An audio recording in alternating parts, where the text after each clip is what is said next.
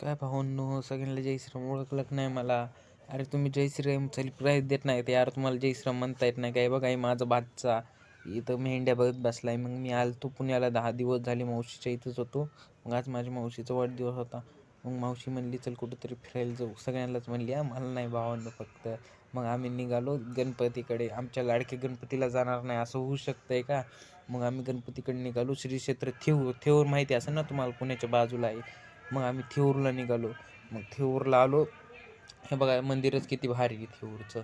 मग थेऊरच्या मंदिरामध्ये गेलो आम्ही. पहिले मारुतीचे दर्शन घेतले, मग गणपतीचे दर्शन घेतले. हे बघा खूपच गर्दी होती इथं. मग आम्ही गणपतीचे दर्शन घेतले पुन्हा वापस निघालो रिटर्नमध्ये.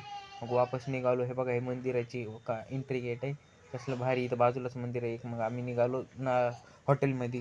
मग आम्ही हॉटेलमध्ये आलो. मग हे फेवरेट हॉटेल आहे यांचं, इकडंच येते ते सारखं 110 किलोमीटर अंतर आहे.